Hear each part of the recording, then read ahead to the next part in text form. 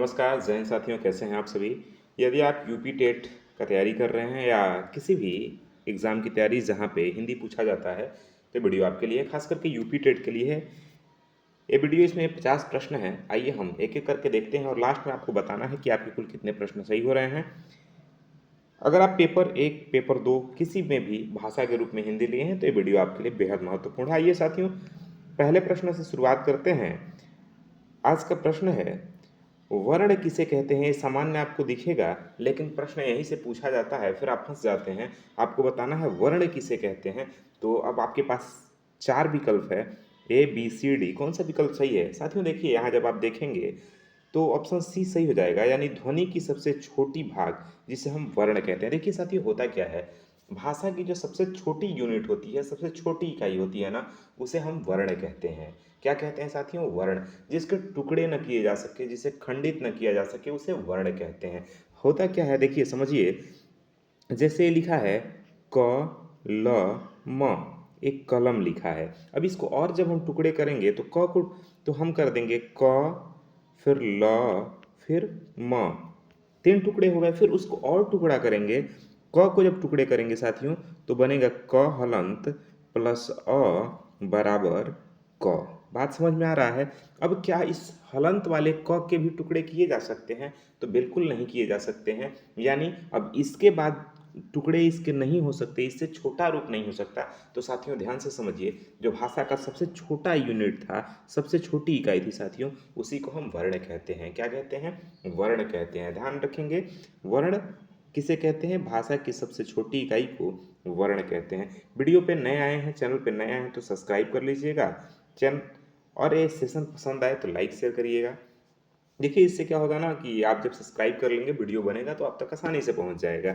अब आपको बताना है स्वर कितने प्रकार के होते हैं।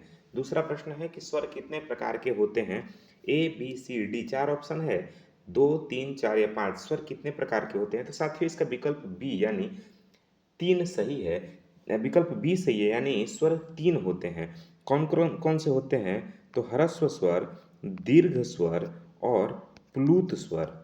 कितने स्वर होते हैं साथियों? 3 स्वर, ह्रस्व स्वर, दीर्घ स्वर और प्लूत स्वर। अच्छा, ह्रस्व का मतलब होता है छोटा, दीर्घ का मतलब होता है बड़ा, प्लूत का मतलब होता है उससे भी बड़ा। देखिए जैसे ये अ जो है वो ह्रस्व है, लेकिन जो आ है वो दीर्घ है। ह्रस्व, देखिए ये ह्रस्व स्वर है। अ क्या है? ह्रस्व स्वर यानी छोटा, छोटा स्वर है। आ क्या है? दीर्घ स्वर है, यानी बड़ा स्वर है। और जब इसी के आगे इस तरह का कुछ चिन्ह लग जाता है तो उसे प्लूत स्वर हम कहते हैं साथियों। तो स्वर 3 प्रकार के, ह्रस्व स्वर, दीर्घ स्वर और प्लूत स्वर। ह्रस्व मतलब छोटा, दीर्घ मतलब बड़ा, प्लूत मतलब उससे भी बड़ा। देखिए जैसे ये अ है, ये ह्रस्व है, ये आ है, ये दीर्घ है, ई है, ह्रस्व है, ये बड़ी ई है, दीर्घ है। लेकिन इसी के आगे जब इस तरह का या ये 3 जैसा इस तरह का कुछ लग जाता है साथियों, तो इसे हम प्लूत स्वर कहते हैं। ह्रस्व स्वर की, ध्यान से समझिएगा, सवाल पूछा जाता है ह्रस्व स्वर की कितनी मात्रा। तो ह्रस्व स्वर की साथियों 1 मात्रा। दीर्घ स्वर की कितनी मात्रा? तो दीर्घ स्वर की 2 मात्रा। और प्लूत स्वर की कितनी मात्रा? तो प्लूत स्वर की 3 मात्रा। और व्यंजन की कितनी मात्रा? तो व्यंजन की आधी मात्रा। कितनी? आधी। कहा भी जाता है, आप पढ़े भी होंगे कि व्यंजनम अर्धमात्रिकम, व्यंजन की मात्रा आधी होती है। ठीक है ना? हाँ। ह्रस्व की कितनी मात्रा? 1। संस्कृत में एक श्लोक कहा गया है कि एक एक मात्र भवेद ह्रस्व, द्विमात्रो दीर्घ उच्यते। एक मात्रो भवेद ह्रस्व, द्विमात्रो दीर्घ उच्यते, त्रिमात्रस्तु प्लुतो गेयो, अव्यंजनम अर्धमात्रिकम। अर्थात इसका मतलब क्या हुआ कि ह्रस्व की 1 मात्रा। अच्छा कैसे, अब सवाल ये है ना कि कैसे ह्रस्व की 1 मात्रा। तो देखिए साथियों, ये अ है, इसकी 1 ही मात्रा है। लेकिन जैसे अ है, अ में एक हमने डंडा लगा दिया, 1 मात्रा ए और 1 मात्रा ए, 2 मात्रा हो गई। तो इसकी 2 मात्रा। लेकिन जब इधर ऐसे एस 3 जैसे लग जाता है तो इसकी कितनी मात्रा? 3 मात्रा, 1, 2 और 3। और जो व्यंजन है उसकी आधी मात्रा होती है, क में हलंत हो जाता है तब ये व्यंजन शुद्ध है। तो इसकी कितनी मात्रा? आधी। ध्यान रखेंगे, एग्जाम में पूछा जाता है साथियों। अगले प्रश्न की तरफ बढ़ते हैं। तो अगला प्रश्न आपसे कह रहा है कि व्यंजन के कितने प्रकार होते हैं। बताइए, व्यंजन के कितने प्रकार होते हैं। तो साथियों ध्यान रखिएगा, व्यंजन के प्रकार पूछ रहा है तो व्यंजन के 3 प्रकार होते हैं। विकल्प बी सही है। कौन कौन से व्यंजन के 3 प्रकार होते हैं साथियों, तो ध्यान रखिएगा। एक स्पर्श व्यंजन, कौन से व्यंजन साथियों, स्पर्श व्यंजन। फिर अंतस्थ व्यंजन, ठीक है ना, अंतस्थ व्यंजन। फिर उष्म व्यंजन, कौन से साथियों, उष्म व्यंजन। स्पर्श व्यंजन कितना होता है, 25। कहाँ से कहाँ तक, तो साथियों क से लेकर के म तक के वर्णों को हम स्पर्श व्यंजन कहते हैं। संस्कृत में कहा गया है, आप पढ़े होंगे अगर तो, नहीं तो जान लीजिए, संस्कृत में कहा गया है का दयो मावसानम स्पर्शा, यानी क से लेके म तक के वर्णों को हम स्पर्श व्यंजन कहते हैं। अंतस्थ व्यंजन क्या है, तो य, र, ल, व, ये 4 अंतस्थ व्यंजन है, य, र, ल, व, ठीक है ना। इसमें कहा गया संस्कृत में यणो अंतस्था, यानी जो अण प्रत्याहार, यण प्रत्याहार के अंतर्गत आते हैं वो सभी अंतस्थ व्यंजन है। और जो उष्म व्यंजन है वो भी 4 है। कौन कौन सा, श, स, श और ह। और संस्कृत में कहा गया है सल उष्माणा, जो सल प्रत्याहार है वो उष्म व्यंजन के अंतर्गत आता है। ध्यान रखिएगा, स्पर्श व्यंजन 25, अंतस्थ व्यंजन 4, कौन कौन से, य, र, ल, व। और उष्म व्यंजन कितने, 4, कौन कौन से, श, श, स और ह, ठीक है ना। चलिए, वीडियो पसंद आ रहा हो साथियों तो इसे शेयर भी करिएगा अपने दोस्तों के साथ। आगे हम देखते हैं। प्रश्न है कि संधि कितने प्रकार की होती है, संधि कितने प्रकार के होते हैं। तो देखिए साथियों, इसका सही विकल्प ऑप्शन नंबर बी, यानी संधि 3 प्रकार के होते हैं। कौन कौन से साथियों, तो आप सभी जानते होंगे, स्वर संधि, फिर व्यंजन संधि, फिर विसर्ग संधि। कौन कौन सी संधि, स्वर संधि, व्यंजन संधि और विसर्ग संधि। जहाँ स्वर का स्वर से मेल हो तो स्वर संधि, जहाँ व्यंजन का स्वर और व्यंजन से मेल हो तो व्यंजन संधि, जहाँ विसर्ग का स्वर व्यंजन और विसर्ग से मेल हो विसर्ग संधि। साथियों ध्यान रखिएगा, ठीक है ना।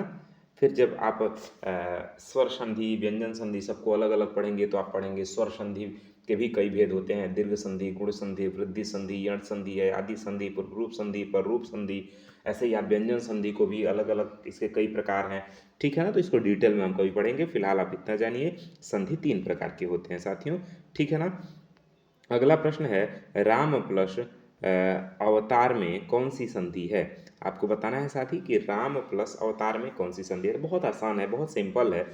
सबसे पहले तो इसका विकल्प सी सही हो जाएगा, यानी दीर्घ संधि। अब सवाल ये है कि दीर्घ संधि कैसे है। तो देखिए, राम के म में अ है, क्या है, अ प्लस के बाद क्या है, अ और अ मिल करके आ हो जाता है। और ये संस्कृत में एक सूत्र है, अकः सवर्णे दीर्घ। हिंदी का भी ये सूत्र है, अकः सवर्णे दीर्घ, लेकिन पाणिनि ने व्याकरण शास्त्र में लिखा है संस्कृत में, तो सूत्र है अकः सवर्णे दीर्घ। इसका मतलब ये हुआ, अ, आ, ई, उ, री और री, इनके बाद समान ऐसा ही कोई वर्ण आ जाए तो दोनों मिल करके उसी का वाड़ा वर्ण बन जाते हैं, यानी दीर्घ बन जाते हैं। कैसे, थोड़ा सा मुश्किल आपको लग रहा होगा, लेकिन समझिए, अ के बाद अ या आ के बाद, ठीक है ना, अ या आ जाए तो दोनों के स्थान पर आ यानी इसी का दीर्घ हो जाएगा। क्लियर हो रहा है। ऐसे ही ई या बड़ी ई के बाद, ठीक है ना, ई या बड़ी ई के बाद ई या बड़ी ई आ जाए। ई कहने का अर्थ आप समझिएगा कि ई चाहे छोटा हो चाहे बड़ा हो, चाहे ह्रस्व हो चाहे दीर्घ हो, ठीक है ना। तो क्या हो जाता है, दीर्घ ई हो जाता है। ऐसे ही ऊ के बाद यदि ऊ आ जाए, ऊ चाहे ह्रस्व हो चाहे दीर्घ हो, और प्लस के बाद भी ऊ ह्रस्व हो चाहे दीर्घ हो, दोनों आ जाए तो ह्रस्व ऊ हो जाता है साथियों। कभी डिटेल में हम आपको संधि पढ़ाएंगे, वहाँ समझा देंगे। सामान्य रूप से एक ट्रिक समझिए कि जहाँ भी आपको बीच में आप दिख जाए, बड़ी ई दिख जाए, बड़ा ऊ दिख जाए, बड़ी री दिख जाए, तो साथियों दीर्घ संधि होता है। यहाँ पे दीर्घ संधि है, ध्यान रखेंगे। अकः सवर्णे दीर्घ, यह सूत्र लगा है। आगे बढ़ते हैं। अगला प्रश्न है, गुण संधि का उदाहरण है। बताइए, गुण संधि का उदाहरण क्या है।